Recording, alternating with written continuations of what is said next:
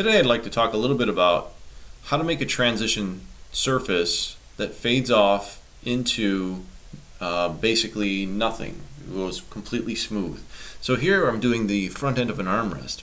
And what's going to happen is I'm going to transition from this surface to this surface, these other surfaces as well. As we take a look at this, you'll notice that this surface has a deep rebate at this end, basically the deep pocket, and it eventually is going to fade into nothing. And that's going to happen as it flows around this blend. So what I'm going to do is I'm going to start out with a couple of curves on that plane. So the first curve is going to be here, and the second curve is going to be, I'll just make it out in space, kind of tall, big. And you'll see why I use that curve here in a moment.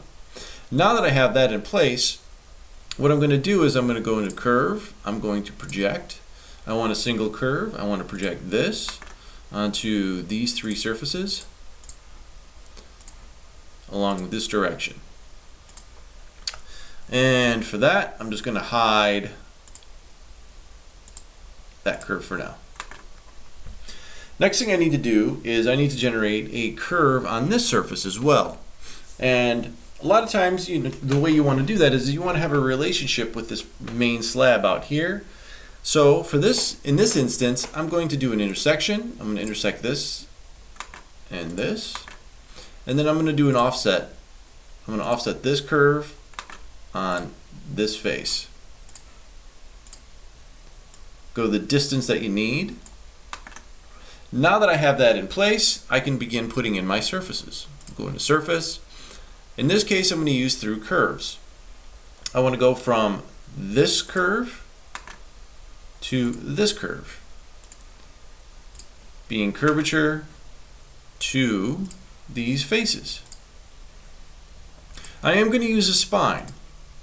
The reason why I want to use a spine with an isoparametric flow direction is I want to make sure that as I wrap around this corner, I have a nice consistent isoparm for these other two surfaces that I'm going to generate to go around that corner with.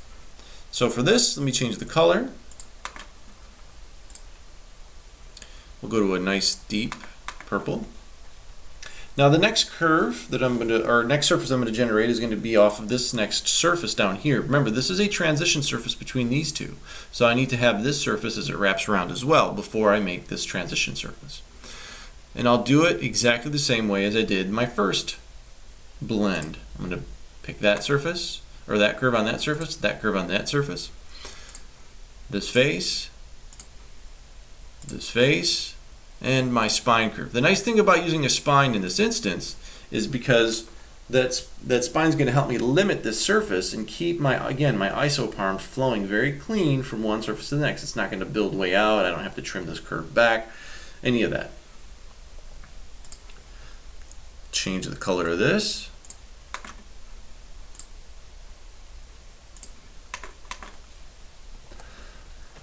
Now that I have that, next thing I need to do is, let me go ahead and hide these two, is I need to generate a curve, or a couple of curves that come from this over and around, this over and around. The way I'm going to do that is go back into curve. I'm just simply going to use isoparametric on this surface through this endpoint. I'm going to do the same thing, this surface through this endpoint. Now that I have my curves in place, I'm going to go back into surface, and with this one I can just simply use a studio surface. I want to go from this curve to this curve. My cross strings, that's one, that's another, and again, it doesn't matter that this one is large because the sections are going to basically control the size of the surface from this curve to that curve. So for my faces, now I need to go in there and add the faces for my continuities.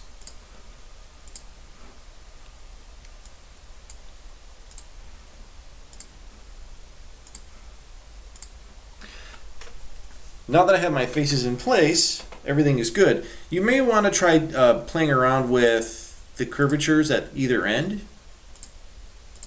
to get the look that you want. In this case, everything works and flows very nicely. Select OK. Now that I have everything in place, I can go ahead and start splitting and trimming everything out that I no longer need. So with that, I'll go into trim sheet. I want to trim this sheet to this curve and this curve. I want to trim this sheet to this curve and this curve. Same thing with this.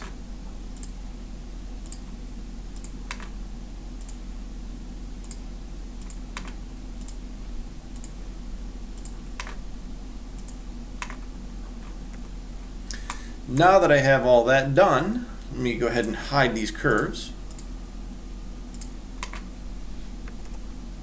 Take a good long look at your work. Make sure that what you've created is acceptable. So you can see there's my transition. It wraps around, nice and smooth. Go into your analysis, and this is one of those where you want to make sure that what you've created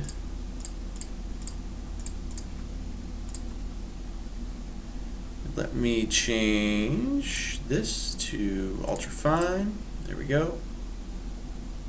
So we can see got pretty good highlights on this. Across the boundaries, everything's nice and smooth. We can see we have good transition, and again it fades off into nothing as it comes around into this end corner over here.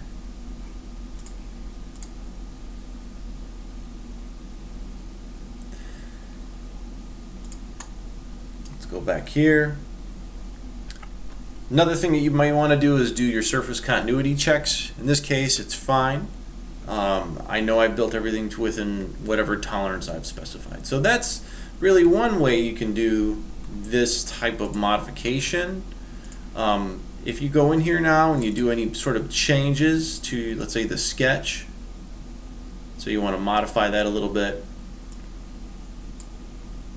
Actually, you know what? Let's go crazy. Let's go this way with it. Finish my sketch. You can see my updates happen nice and quickly.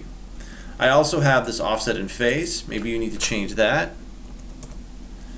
And so now we have a nice parametric corner. I also have this blend that controls that mid surface. If I come in here and make that a little bit bigger, everything else is going to update and move along with it. So we have a very simple construction, but a very parametric construction for these types of transitions.